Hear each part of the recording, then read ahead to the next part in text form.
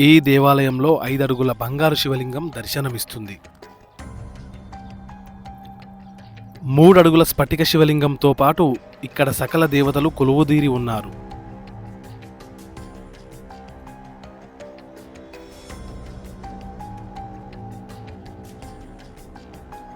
సుమారు 2000కు పైగా శివలింగాలు, అదేవిధంగా 25 అడుగుల రాతి శివలింగం ఇక్కడ దర్శనమిస్తుంది.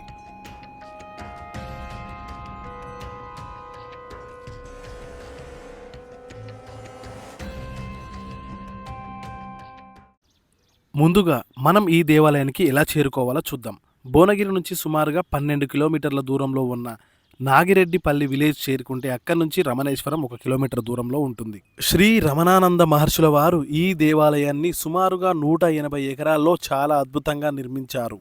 అందరికీ క్లియర్గా అర్థమయ్యే రీతిలో చెప్తున్నా. ఇక్కడికి చేరుకున్న తర్వాత మనం ఏమేం చూడాలి, ఇక్కడ ఏమేమి ఉంటాయి అనే విషయాల గురించి క్లియర్గా చెప్తా.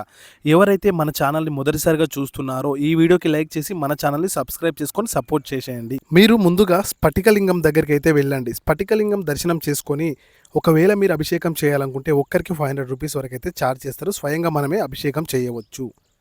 చూసారు కదా, స్ఫటిక శివలింగాన్ని చూడడానికి 2 కళ్ళు అయితే సరిపోవు. అక్కడి నుంచి నేరుగా కొద్దిగా ముందటికి వెళ్తే మనకు బంగారు శివలింగం దర్శనమిస్తుంది. ఇక్కడ కూడా మనం ఒకవేళ అభిషేకం చేయాలనుకుంటే ఒక్కరికి 500 రూపీస్ వరకు ఛార్జ్ చేస్తారు. స్వయంగా మనమే అభిషేకం చేయవచ్చు. చూసారు కదా, బంగారు శివలింగం 3.5 అడుగుల బంగారు శివలింగం చాలా అద్భుతంగా ఉంటుంది. ఈ బంగారు శివలింగాన్ని చూడడానికి 2 కళ్ళు సరిపోవంటే నమ్ముతారా? ఈ బంగారు శివలింగాన్ని దర్శిస్తే మన జన్మ ధన్యమైనట్టే. అయితే నేరుగా మనం కొంచెం ముందుకు వెళ్తే సకల దేవతలు కొలువుదీరిన మండపానికి అయితే మనం చేరుకుంటాం.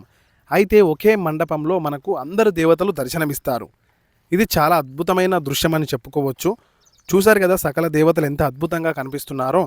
అయితే మనం సకల దేవతలను దర్శనం చేసుకొని కొద్దిగా ముందుకు వెళ్తుంటే మనకు చెప్పాను కదా 2000కు పైసలకు శివలింగాలు అయితే దర్శనమిస్తాయని.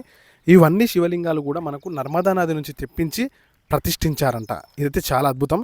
అయితే ఇంకొంచెం ముందుకు చేరుకున్న తర్వాత త్రిపుర సుందరి దేవి అయితే మనకు దర్శనమిస్తుంది. శ్రీచక్రం చూశారు కదా ఎంత అద్భుతంగా అయితే అనిపిస్తుందో. నాకైతే ఇందులో ఉన్నంతసేపు చాలా అద్భుతంగా అయితే అనిపించింది. నాకు తెలిసి మన తెలంగాణలోనే అతిపెద్ద శివాలయం కావచ్చు ఇది. అంత పెద్దగా అయితే నేను ఎప్పుడూ చూడలేదు. అయితే ఇక్కడ నుంచి కొంచెం ముందుకు చేరుకోగానే 25 అడుగుల రాతి శివలింగం దర్శనమిస్తుంది. చూశారు కదా, నాకు తెలిసి ఇందులో అతిపెద్ద శివలింగం ఇదే, 25 అడుగుల అతిపెద్ద రాతి శివలింగం. నెక్స్ట్ అయితే ఇంకా నుంచి కొంచెం ముందుకు వెళ్ళగానే మనకు 8 అడుగుల రాతి శివలింగం దర్శనమిస్తుంది. ఇంకో విషయం ఏంటంటే ఫుడ్ విషయానికి వస్తే మనకి ఇక్కడ మార్నింగ్ టిఫిన్స్ దొరుకుతాయి, ఈవినింగ్ టైంలో స్నాక్స్ కూడా అవైలబుల్గా ఉంటాయి. మనం ఇక్కడ నుంచి తిరుగు ప్రయాణం అయ్యే దారిలో ఫుడ్ కూడా అవైలబుల్గా ఉంటుంది.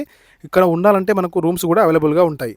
అయితే ఈ వీడియో నచ్చితే మాత్రం మన ఛానల్ని సబ్స్క్రైబ్ చేసుకొని సపోర్ట్ చేసేయండి. ఇలాంటి వీడియోస్ మన ఛానల్లో చాలా అయితే ఉన్నాయి. ఒక్కసారి విజిట్ చేయండి. నచ్చితే మాత్రం సపోర్ట్ చేయండి గైస్. మీ సపోర్ట్ నాకు ఉంటుందని ఆశిస్తున్నా.